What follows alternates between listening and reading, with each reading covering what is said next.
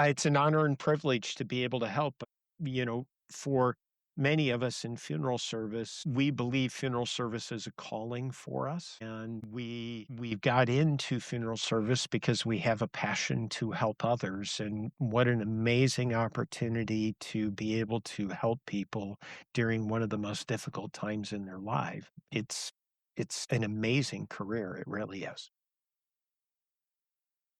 This episode of Grounded in Maine is sponsored by ESG Review. ESG Review magazine is published quarterly in February, May, August, and November, and is available for free in print and digital formats. ESG Review is devoted to environmental, social, and governance strategies, technologies, and investments. ESGreview.net is updated every Wednesday with 8 new stories and is home to feature articles, news items, and more.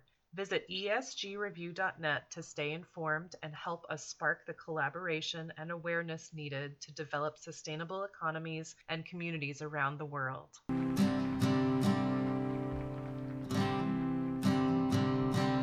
There's a place where there's no trouble, no more pain, no more struggle. Grounded in Maine podcast is an open conversation about how we show up for the world. I started this podcast out of a desire to learn new ways to be sustainable because the word sustainability is big. It can be overwhelming, and I just wanted to learn, different ways to try to be part of the solution and not feel like it's too late. So I'm talking to people who are doing different things and learning so much. I hope you are too. Hi there. Thank you so much for listening to Grounded in Maine today. My name is Amy, and my guest today is Timothy Schramm of the Howe-Peterson Funeral Homes. And there's more to it. I'm going to have you fill it in. And I'm really excited about this because if you've listened to the podcast for a while, you know that I did an episode with Melissa Meadows. And I mentioned just recently that I talked to recent guest Holly Berry about natural organic reduction, also called NOR. Also, Timothy was saying human composting. So all the same term. I mean, if you know me, if you've listened to these podcast episodes, I'm oddly, morbidly fascinated by the death process. And I think it's so interesting. And I love that there are options because I did not really know until really talking to Melissa. So Tim, thank you so much for being here. Please finish the rest of the name, the Howe-Peterson Funeral Homes and Cremation services. Cremation Services. Thank you so much for being here. I am really I'm so excited to learn about death. I don't know how else to say it. It's a topic nobody wants to talk about until somebody asks a question, and then everybody wants to talk about it. Right. And I'm in good company, right? I mean, you've been doing this for 38 years. Yeah, I'm that old. Thanks. Keep rubbing it in. Yo, I think we're the same age. So you've been doing this for 38 years with the same company? Yes, ma'am. Okay. And now you're the CEO, and y'all, if you listen to the name of the company, the funeral home, Howe-Peterson, none of those include Timothy or Schramm. So can you please fill us in on that? Sure. Because this is blows my mind. Really cool. So I'll give you give you a grandiose introduction. So Tim Schramm, I am a licensed funeral director. I am also a spokesperson for the National Funeral Directors Association. And our funeral home, Howe-Peterson Funeral Home and Cremation Services, has been in existence since 1873. Our flagship location in the city of Dearborn is right down the street from Ford World headquarters. But yet we are actually older than Ford. So we were here first. There were 2 generations of the Howe family, 3 generations of the Peterson family, in which I worked for all 3 generations. The family appointed me as the chief operating officer. So I started as a funeral service associate, graduated from Wayne State University with my degree in Mortuary Science. I completed my national board exam, served my residency with Howe-Peterson, passed my national boards, and became a licensed funeral director. In 1994, became a location manager of our Taylor locations, actually the city I grew up in, and actually had worked for the city for 10 years from the time I was 14 to 24. 2005 became vice president and director of operations. 2011, the chief operating officer. And in 2015, we began an ownership transition. And I am the owner of a pretty large bank debt because that's all that I really own. That's what I Because got out of it. right, the bank is really the one who owns everything. I just work for the bank. So I always told people for 25 years, my job was to make sure the Peterson family had everything they wanted so I could stay employed. And for the last 11 years, my job is to make sure the bank has everything they want so I can stay employed. And that's kind of, my story with Howe-Peterson.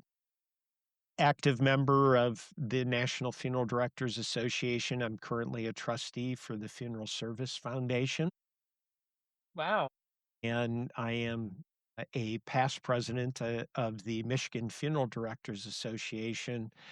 I was actually the first, at that time, non-owner elected as president. And at that point in time, in their 136th year, I was the first non owner. So the Michigan Funeral Directors Association was the first funeral directors association in the United States. And it was actually the MFDA that convinced some other funeral directors from around the country to form the National Funeral Directors Association.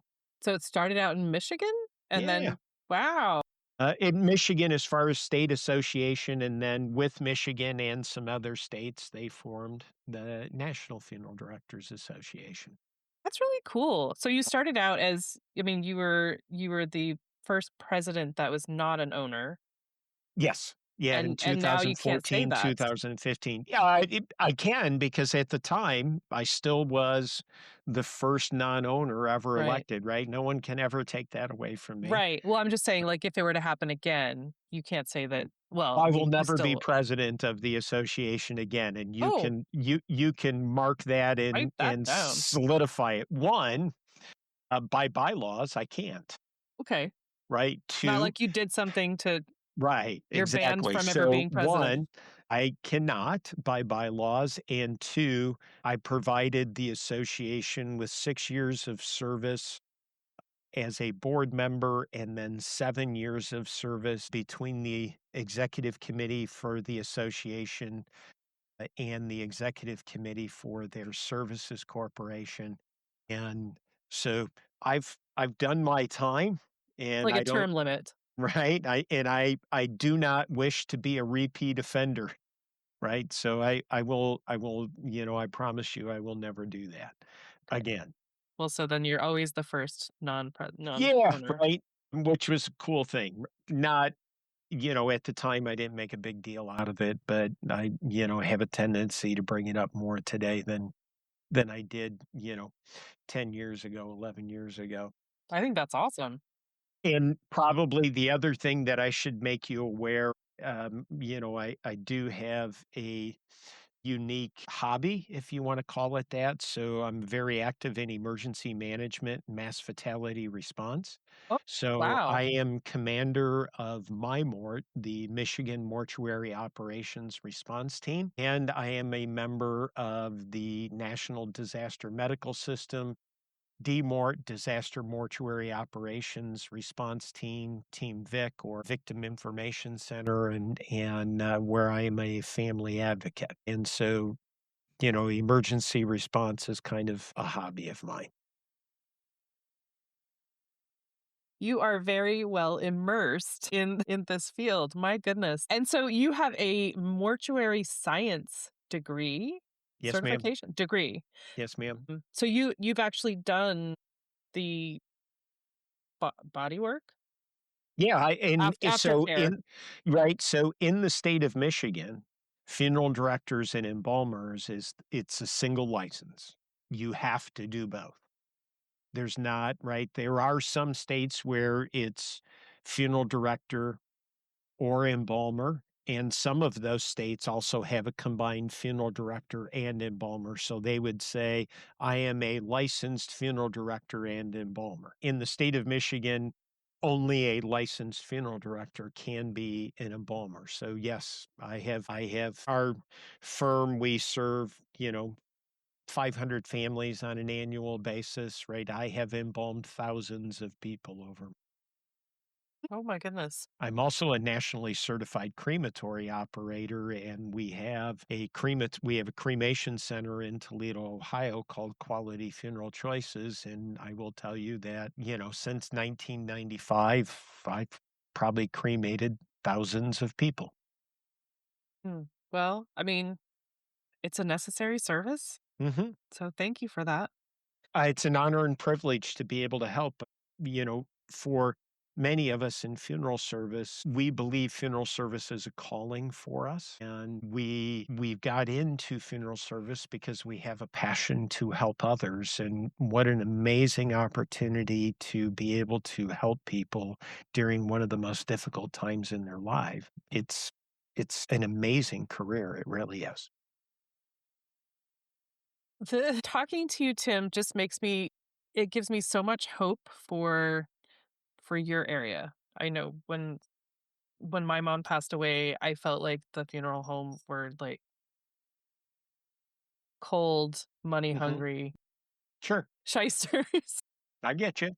And that just was it was such a hard experience for me that I had this thought that y'all were it was the same Mhm. around everywhere. And so I'm glad to be able to speak with you and hear it is not like that. That was just maybe a special situation. So Special for me. one, I'm sorry for your loss. Any loss, right? But losing a parent, incredibly difficult. Two, on behalf of thousands of funeral service professionals who I personally know from around the country, I offer you our apology for the experience that you may have had. Because I will tell you, again, I know funeral directors not only across the state of Michigan, but across the country. And that is not the experience that they provide for the families that they care for, the decedents that they care for. It's not the way they operate. So Yeah.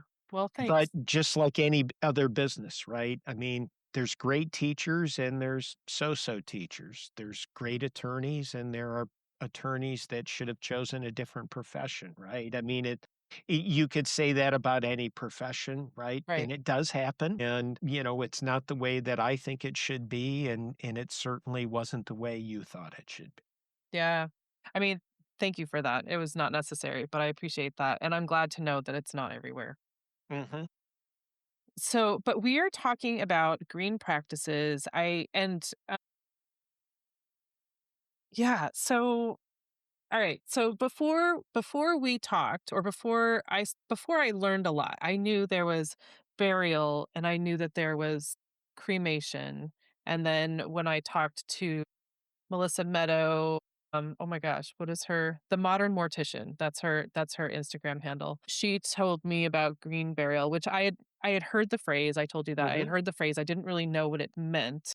And so she talked about a few different options because there's like a water cremation Hmm. and it's been too long. Oh my gosh. So the natural organic reduction, I'm sure Hmm. she talked about that, and then there was something else, and I forget, and I know we talked about, like, burial at sea, and we talked Sure. about yeah, I forget anything else, but so I appreciate so much that this is a funeral home's view of this, and, like, you're telling us what is, at least in Michigan, where you are, Hmm. Yep. the options that are available because you had said that there are so many like regulations and rules and stuff like that. And so with from state to state, it's going to be different. But Correct. so we're speaking about Michigan right now. So what are the options? Because I know you had said also shades of green. So this is like, Yeah. So let's go back and just, hit on a couple of other things that you said, and we'll move into the green piece, right? So, one, alkaline hydrolysis, that's cremation by water. right? Or mesoresumation, as it is I love also that there known. are several names for everything. Yeah, right. But that's really water, chemical, heat, and pressure, right? For that cremation process. There's flame-based cremation, which is, probably what most people are familiar with or have heard of, right?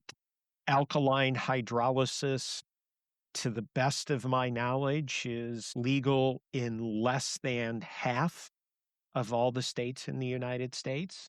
I It's believe that. teetering right on that edge. Natural organic reduction, or human composting as it is really, so human composting earth, wood chips, microbes to decompose the body into a mixture of all of those things and potentially return to the family.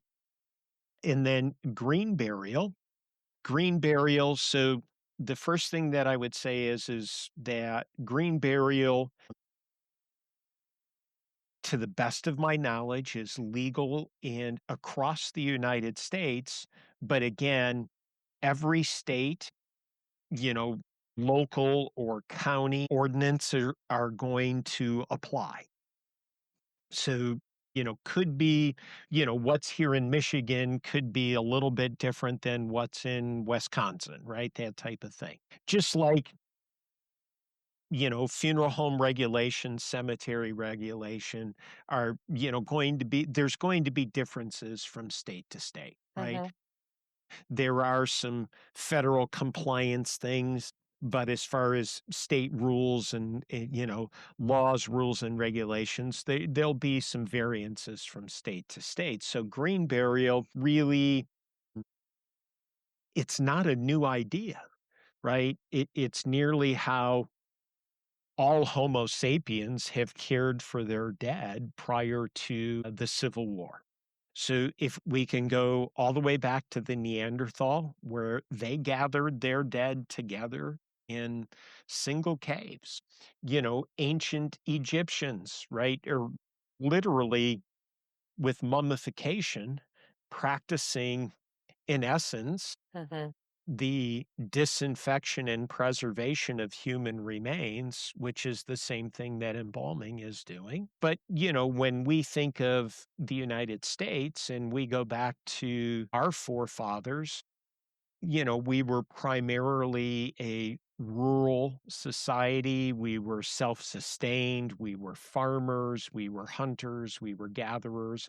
And when they experienced a death, it was the family who cared for the dead, you know, bathing, dressing, placing in some sort of container, whether it was a wood box, whether it was a coffin, oftentimes having viewings or gatherings at the home. I'm old enough to remember, my grandma and grandpa's house had a parlor, right, was one of the rooms. We're gonna go into the parlor now, right? Well, right, that's where the term funeral parlor came from, because that's that room, that parlor, that's where ultimately they held those viewings and gatherings of the dead. And then, they buried maybe on their own land, right, where farmers started their own small Mhm. family cemetery, or the community may have created some sort of communal burial ground where they buried, everybody in, let's say a surrounding area of some kind of geographic scope. And, bodies were returned to the earth. And then it was really the Civil War where modern embalming practices began to disinfect and preserve the remains of soldiers killed on the battlefield so that they could be brought back home for Mhm. their family to be able to see, be able to have a funeral, and to be buried. Green practices, when we talk about green burial, So you have the Green Burial Council that's been around for about 20 years. We are a Green Burial Council certified funeral home and have one of the first in Michigan. I don't want to say we were the first, but we're one of the first in Michigan that were GBC. And that just, realistically, uh, that means that we have to stock green chemicals, which basically are alcohol based versus formaldehyde. Mm-hmm. Again, yeah. Yeah, so basically alcohol based, which again, alcohol is going to dissipate as it is exposed to air, but again, allows for the disinfection and temporary preservation of the remains, that we have green burial on our required by the Federal Trade Commission general price list, and that we offer that we have green containers that would be acceptable at a green cemetery. For us here, our closest green burial cemetery, it's about an hour and a half, depending on traffic, maybe 2 hours away. Sure. And it's a beautiful place. It's called The Pasture. And just as its name reflects, you pull into a gravel parking lot and you are overlooking a beautiful pasture, right? But it is different than cemeteries that most people are used to going, right? With paved roads, with maintained grounds, with cemetery markers, monuments, headstones, whatever it may be. Uh, this is a parking lot in which you would have to go walk into a field. The grass isn't cut, the snow's not plowed, there's no cemetery markers. They may allow in certain areas the planting of a tree or the placing of a boulder or a stone as, that marker. Mhm. But what most people are used to, right, is that kind of flat, grass cut, snow plowed, cemetery Grid. markers It's I like a could right. grid. Yeah. Yep, where I can drive in. So what we see and what we are very fortunate, I think, right? One, we have this beautiful green burial cemetery that's, not that far away, quite frankly, and it's a beautiful environment, and it's run by a cemetery group that they have more traditional cemeteries too. This is just one of their properties, and they do a tremendous job. But what we are very fortunate with is that a number of our local cemeteries have what they refer to as a green section. And so, that's where I talk about the shades of green in the fact that it may not be necessarily Green Burial Council certified, right? But they're doing some a semblance of green. So, one, we have some smaller, what I refer to as hill cemeteries, that actually we can do a burial with a wood container without embalming, and they don't require an outer burial container. And we're not buried at a Green Burial Council certified cemetery, but it is a green burial, and we've been doing those burials my entire 38 years that I've been here, and they were Mhm. done certainly before. And quite frankly, that's how Elba Howe started Howe and Son Funeral Directors in 1873, was doing those same type of things, right? There really wasn't the modern embalming practice hadn't been promoted everywhere yet. Okay. You know, two, again, for me, that shade of green, it's also about families being eco-friendly.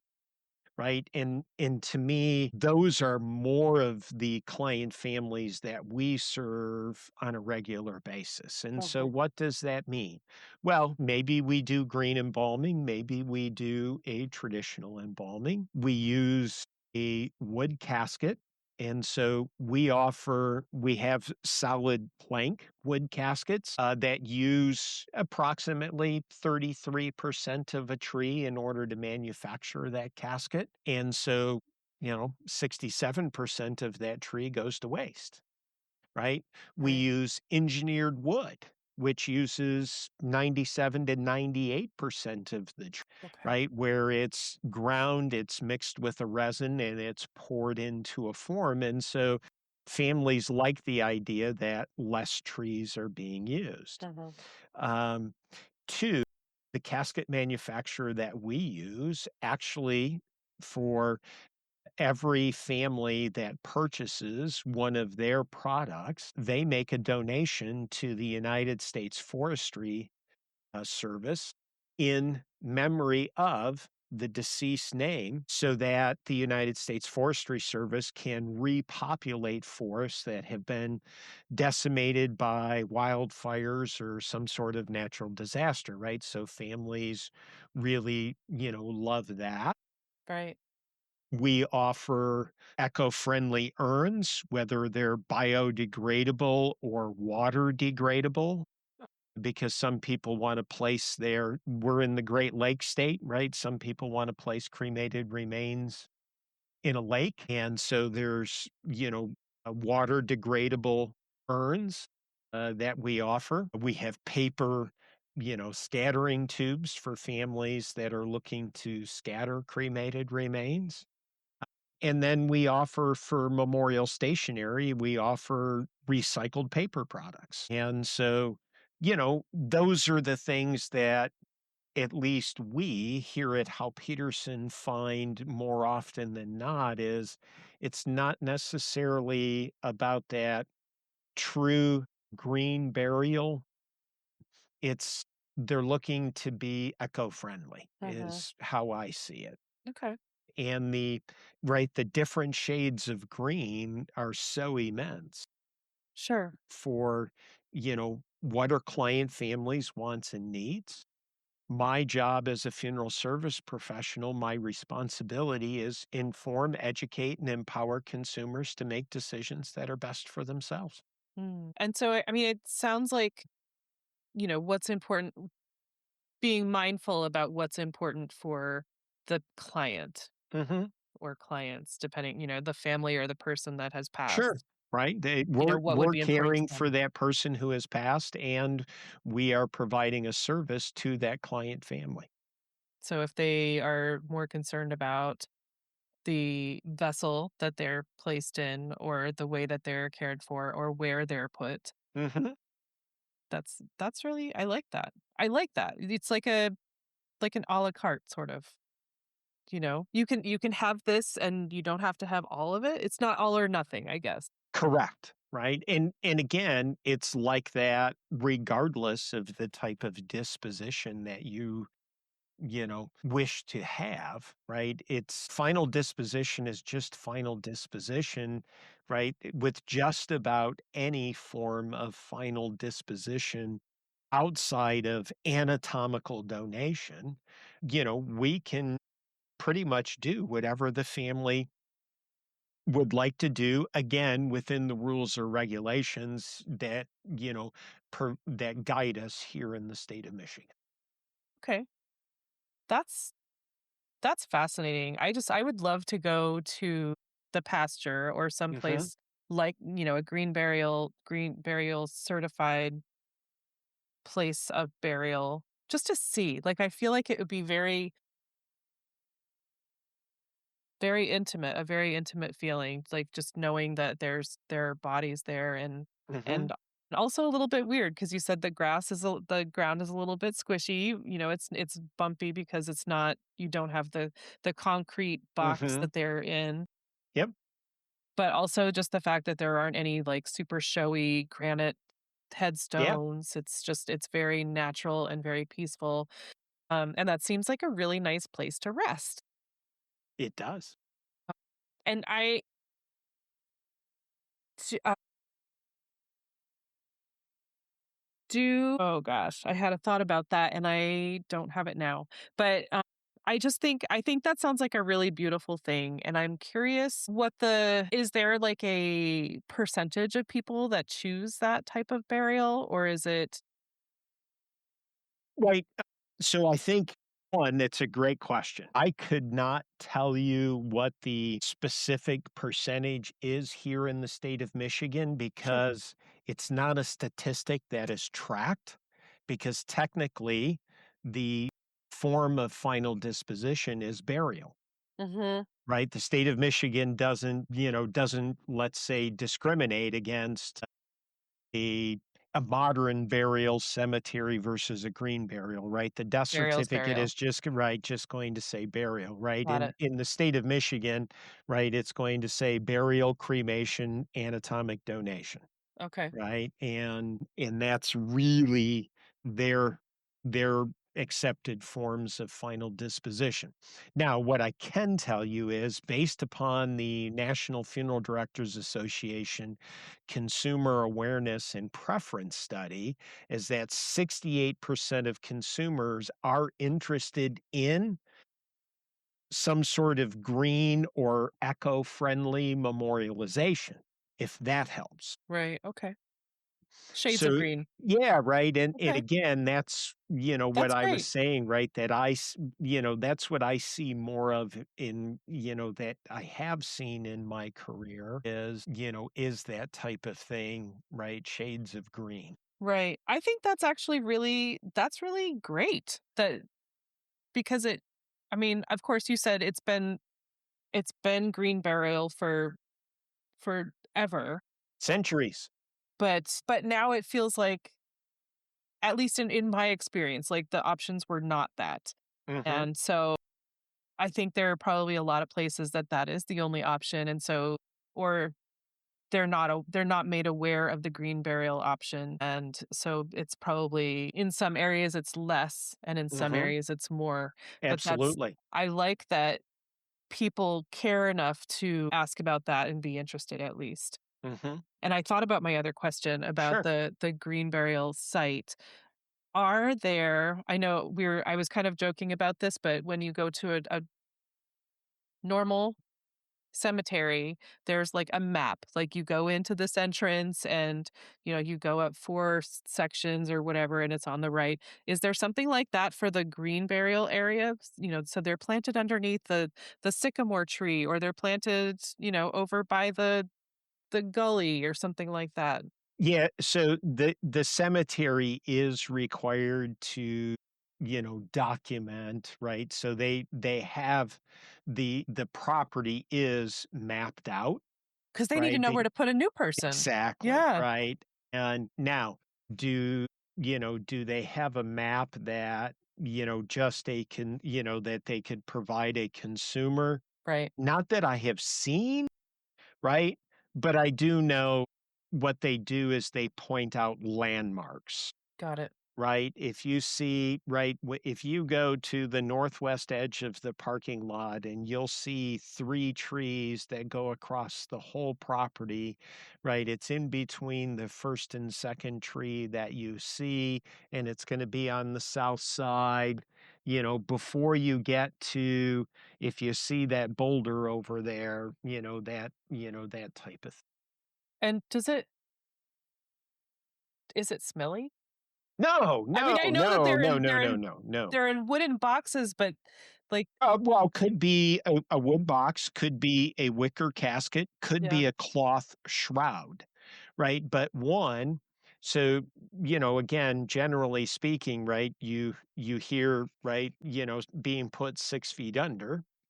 Okay, so normal grave that concrete or steel outer burial container is going to be placed in is about 6 feet, okay. right? So, are they burying at, 5 to 6 feet? I would say yes, right? So no, there is not an odor of decomposition. But, again, no different than because again, people are going to go, I get it, right? So on my wife and I, we live in an old farmhouse and it's a detached garage and, any dead squirrel or dead bird that has turned up in our yard. Certainly for my kids, goldfish. We had a turtle for nearly 20 years, right? My Well, God. we we have a little enclosure on the side of my garage that, we have buried all of those animals in, and oftentimes, right? I'm a funeral director, Right. right? My kid's goldfish dies, right? Daddy, can we have a funeral? Right. And so we've done that. But you're not smelling that decomposition. And I'm certainly not burying, whether it's a dead rabbit or a dead squirrel 6 feet under, right? And a couple of shovelfuls, get them down in there, right? And place the dirt back over the top. Okay. So nothing like that at all. I have never been to an NOR facility, the natural organic reduction, so I do not know, is there the smell of decomposition? Uh-huh. You've probably, and again, probably because this is the things I know, so maybe you haven't, but you've probably heard of the Body Farm in Tennessee? Have I? No. Well, how about that? Well, there's a subject for you to explore, Note to right? self. Right. And so what they are doing is they are literally documenting the decomposition of human remains in different environmental places for forensic study. So, as an example, a decedent in the back of a sedan in 100-degree weather, right? What does that decomposition look like in 24 hours, 48 hours, 7, yada, yada, yada, going on, where they're verbally and, you know, photographically documenting so that forensic scientists, right, that gives them a map of, right, here's how where the remains were found, and this was the condition that they were in, right? Hmm. They can start making educated guesses on how long has this decedent been present, right? So I've never been there, always wanted to go there, but I have been to Northern Michigan University in Marquette, the Upper Peninsula of Michigan, has the Frost program. And again, same type thing. But because of the winters that they have up there, the Right. cold temperatures, the snow, right, documenting the decomposition in those environments. And hey, kitty, but what I will tell you is if you go to I've been to the Frost, you're walking around there, you're not smelling decomposition, Hmm. right? Until maybe they open a trunk or open a barrel or something like that where decomposition's been happening. Okay. Can I ask another question about the green burial site? I know that with regular burial, bodies are like kept cold. Is that am I mean the embalmment process, but then if in the winter, like you Mhm. can't just dig up the ground Depending on, depending on the right? ground, but like Mhm. if with a regular burial, I could be completely wrong, but do they keep the body cold? Am I thinking of like a murder story? Your television, right? What you've Yeah, seen in television and exactly. film, right? Like, do they keep the body Decedents in cold coolers, until right? You're thinking of yeah, decedents in coolers, whether it's a walk-in cooler or many police tours. shows, right? They have drawers Exactly. that they're pulling out at Is the it not like medical that? examiner's office, depending on where you're at, right? So funeral homes, so again, state to state. Yeah. Right? What are going to be requirements? So in the state of Michigan, we are either within 48 hours of death, we are either embalming or we are refrigerating. Okay. So that's the premise in the state of Michigan. So then for the green barrel burial, then they are refrigerated in the winter. No, because again, we could use green chemical, which The is alcohol. basically just right alcohol based. It's non-formaldehyde. So again, they've been embalmed and that refrigeration is not necessary. Not to say that, okay, there's going to be, families are so extended Right. today that It's going to be 2 weeks before the visitation or funeral. Might we use refrigeration also? Certainly, but not required.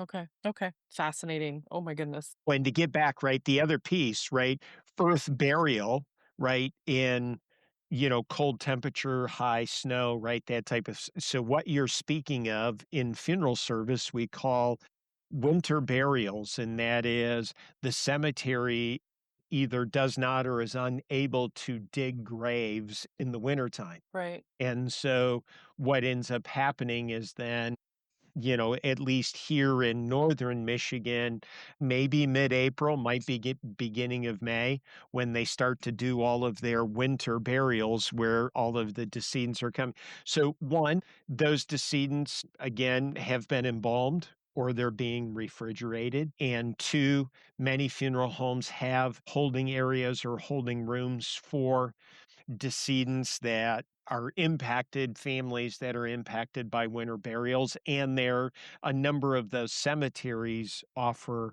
storage facilities for those remains waiting for the burial to take place in spring.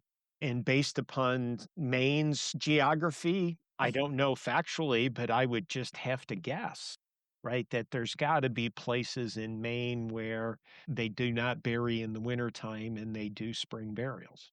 But I don't know it Yeah. factually. I don't know that factually either. But I mean, I would assume, if there's feet of snow, Yeah, might not be well, able to. again, here in Southeast Michigan, we could have feet of snow, Right. is the burial delayed maybe by a day or two? Sure, that happens. But generally speaking, They still happen in the winter. it snowed last night. We're going there today. Because again, the cemeteries are using heavy equipment, heavy machinery, and that, and in order to maintain their grounds to Right. allow us to be able to do that. Again, have we been delayed by a day or two? Sure. But, just kind of generally speaking, we're going today if it snowed last night.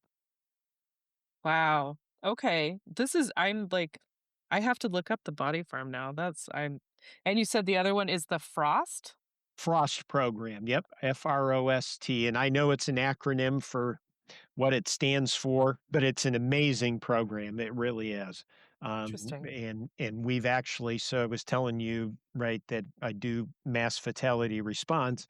So we actually did the first cold weather mass fatality response exercise at Northern Michigan University using some of the remains from the frost program, in which we set up tents in a parking lot in order to operate all of our morgue operations because we were wanting to test what's the impact on our people, what's the impact on our instrumentation.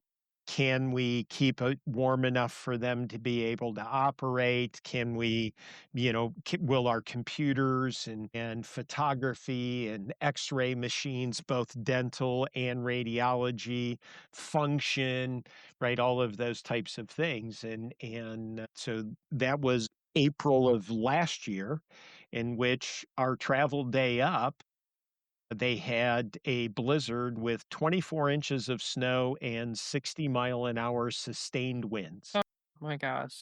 So to say the least, we got started a little late. Yeah. But, again, that's Anything part of would. my Yeah. right, that's part of my familiarity with the program. Okay. This is absolutely fascinating to me. I feel like maybe I missed my calling. I don't know. But It's never too late. Right? I, maybe not. I don't I will know. tell you, one, right, we're about 75% of all students in accredited mortuary science programs are women, and it's a very popular second career. You would not believe how many students there are, let's say 35 to 55, who are exploring a second career in funeral service. Did you say 75% are women? Yes, ma'am. Oh, Yeah, That's I mean, even when wicked I, cool. when I was in school, wasn't quite 50%, but, very much, 75% nowadays. And again, right, who's naturally empathetic, kind, and caring? Mhm. But, right, women, right, versus, crass, cold, old men like me. I would not call you any of those things, Tim. Okay, that's I I might just.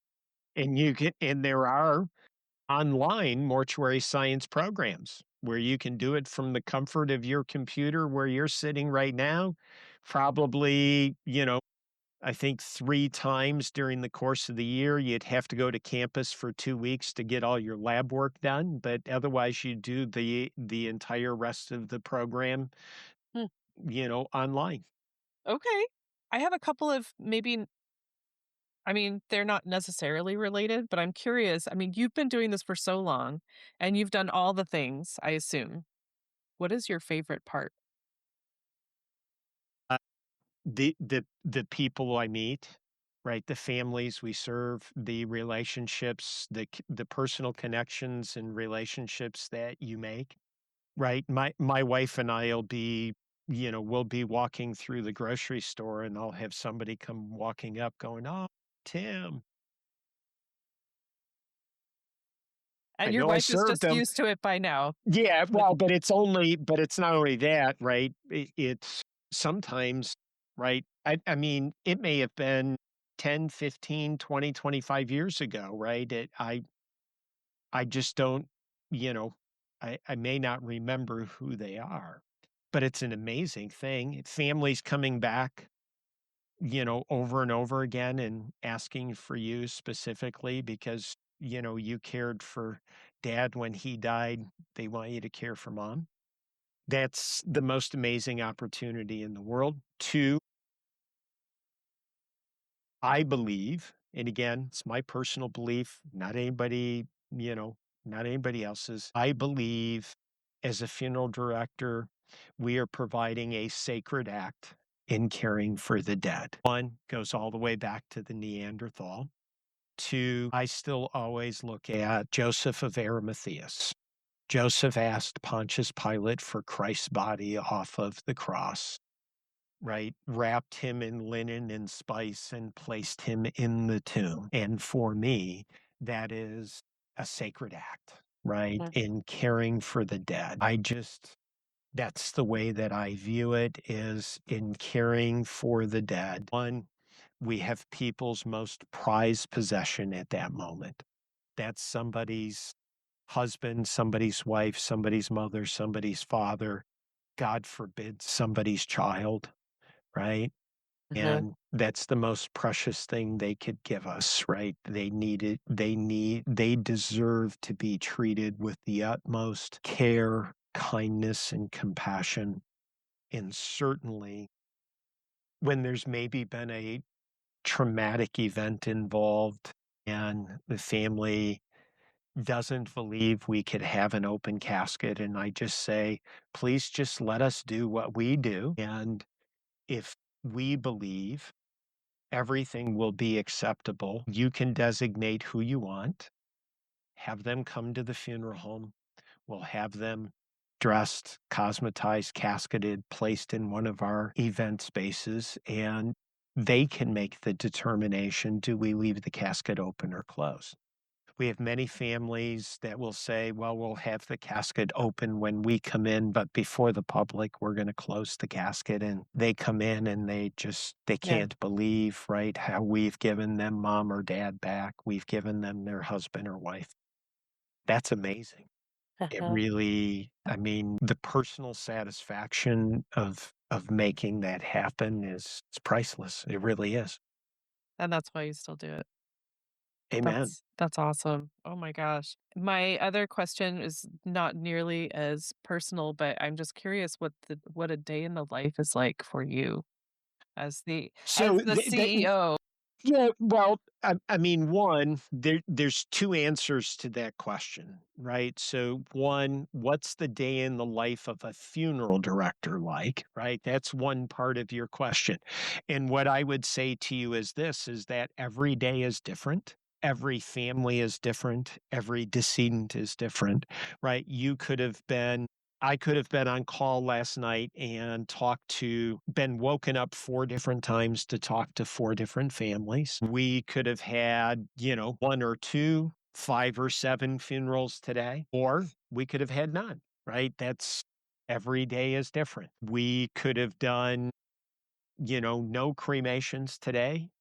We could have sadly done the cremation of two infants today, which we did.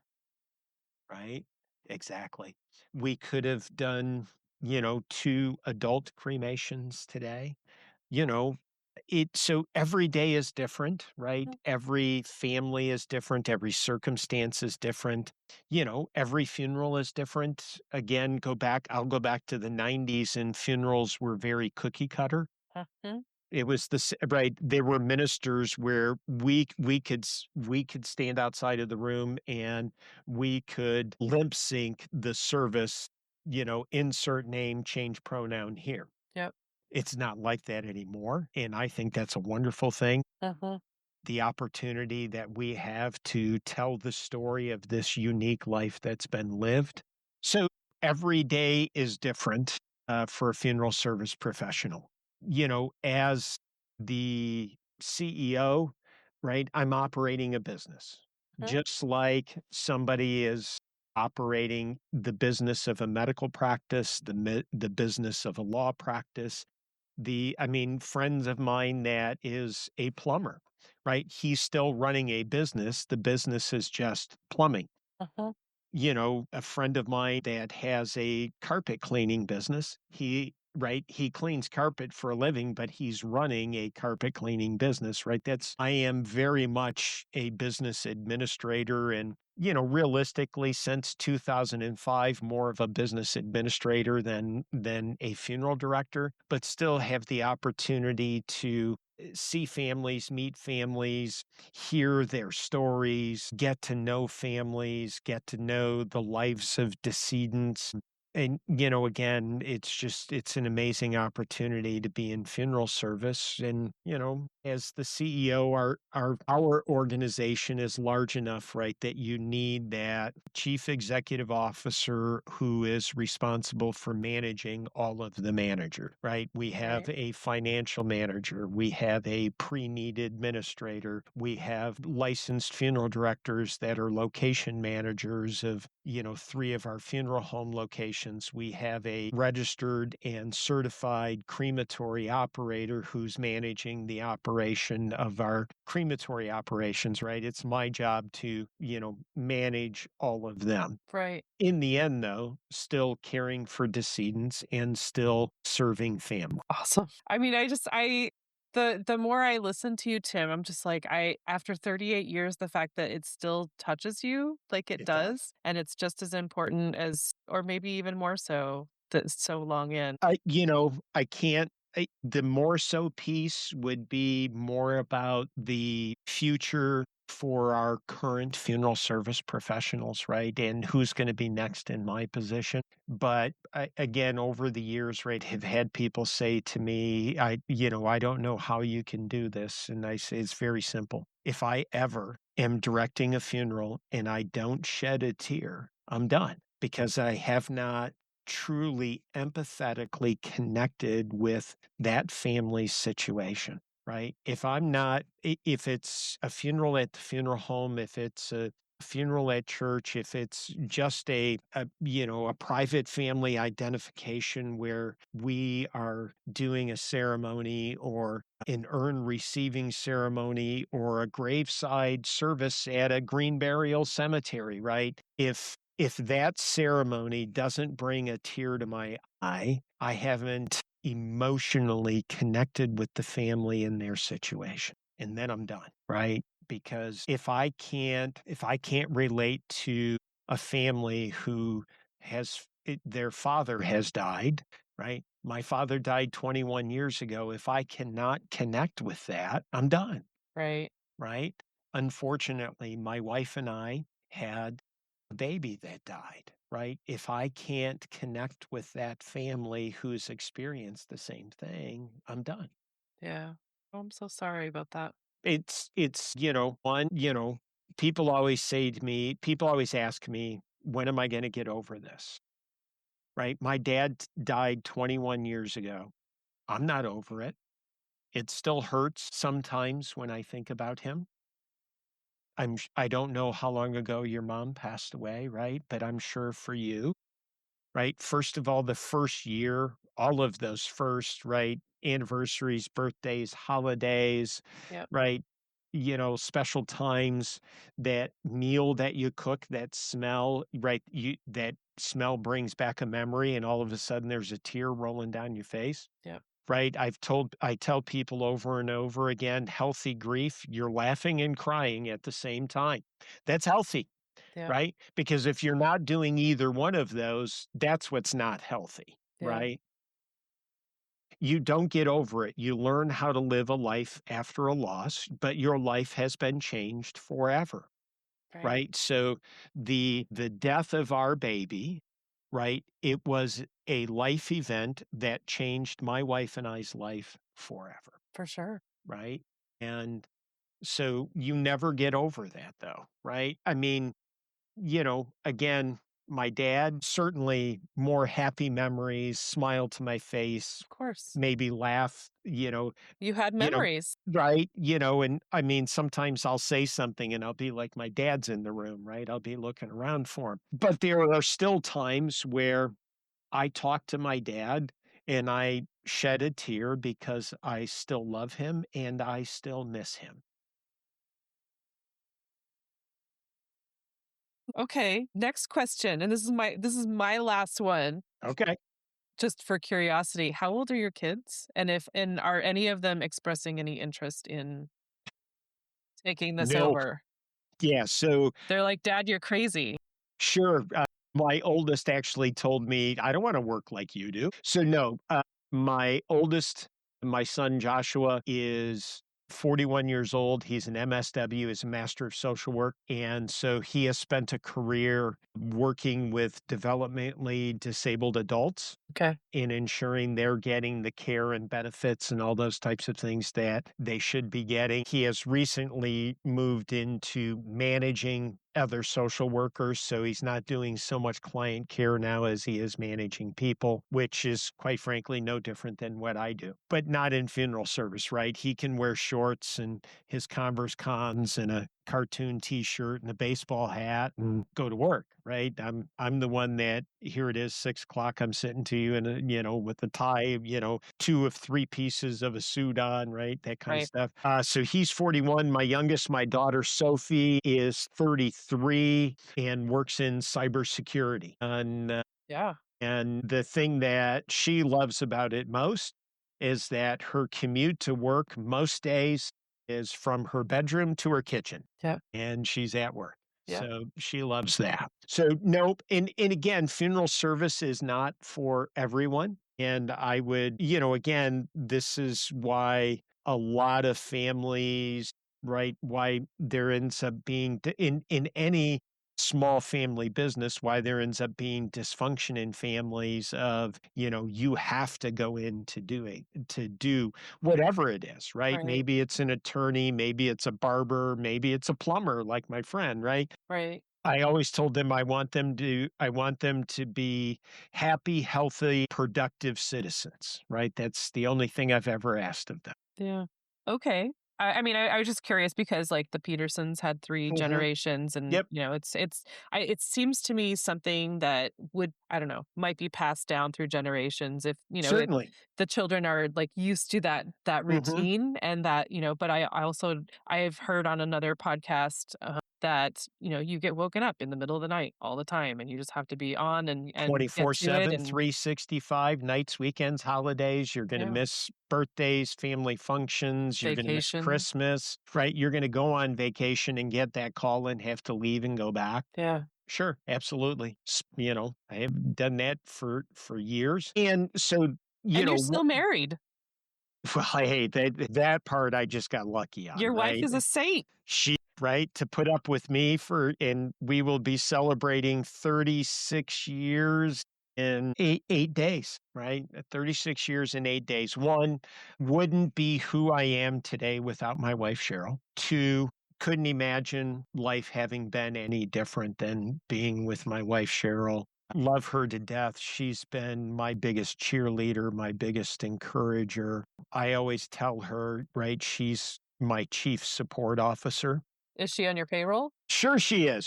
I bring a check home, I put it in the bank, and she spends it how she sees fit, and I don't say a word.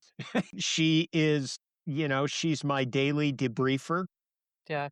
especially when I'm on a mass fatality incident, right? She's the person that I can, Yeah. you know, express my frustration, cry my eyes out, just sit with on the phone. I was on one deployment for 14 days, and just to sit on the phone with her and not talk about what we were doing. So Yeah. it was the Maui wildfire response Mm-hmm. in Lahaina, in which both we had been to before. And just to, sit on the phone with her and have me tell me about her day and me not have Anything to else? talk about, Yeah. right, that kind of stuff. Yep. She is a saint, right? Because she has put up with an awful lot from me Well, like you in said, I what I've mean, done. working in the funeral service is not Hmm. for everyone. Yep. Being married to someone who's in the funeral service is also not for everyone. I'm very Amen. sure. Yep. Amen. Absolutely. Yeah. Whew. Wow. Okay. To be as respectful of your time as I can, what does the word sustainability mean to you, Tim? Sustainability, how does it continue on, right? Whether you're talking about the earth, whether you're talking about a family, whether you're talking about a business, right? What is sustainability is how is something carried on, Mm-hmm. right? How can we leave this earth better than where we are today? That's sustainability, right? How can we leave our family better when we leave this earth, Mm-hmm. right? That's sustainability. How can I leave Howe-Peterson in a better place before I leave this earth is sustainability. I might also even just add on, I don't think it's morbid to think about it ahead of time and maybe let someone know what you're thinking. Like we don't want to think about it, but at the same time, like laying all that on someone it's a lot because it's on top of grief. Oh my gosh. Tim, thank you so much. I just want to take a second to thank my guest again for speaking with me and sharing such great information. I love having these conversations with folks. I also want to thank Buzzsprout for hosting the podcast, for Jane Bolduck and her music genius, for Becca Coffron and her award-winning artwork. And thank you for listening. I appreciate that so much. Please check out the show notes for any links and extra information. And if you would like to follow my guest and find out more about them, I'm sure they would love the follow. And if you don't mind leaving a rating or review wherever you're listening, and just help to get this podcast in front of new eyes, that would be amazing. I would really love that. And feel free to reach out to me on the socials and let me know what you're thinking. And if you would like to be a guest on the podcast, please let me know that. I would love to have a conversation with you about sustainability. All right. Thank you again. I hope you have a great rest of the week.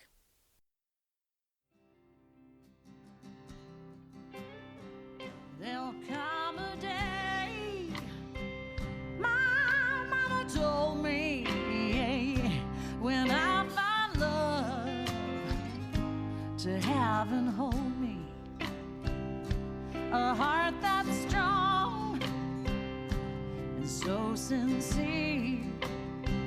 Just tell me, how do I get there from here? Oh, tell me, how do I get there from here? 'Cause here and now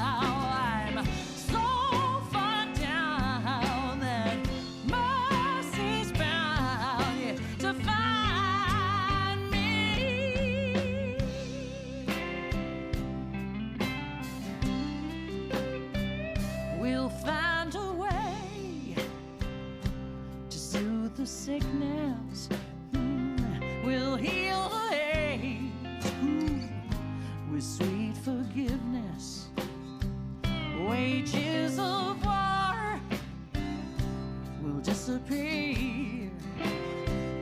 Just tell me, how do I get there from here? I wonder, how do I get there from here?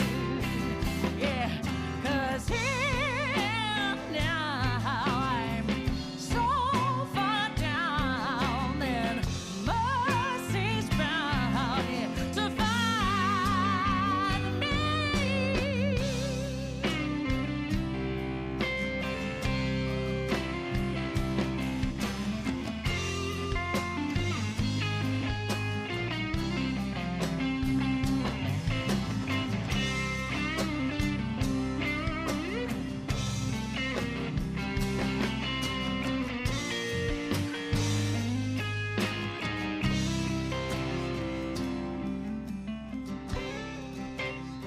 When that state of grace has finally found me, will there be music, ooh, and good friends around me? Yeah, yeah. And I'll just smile through happy tears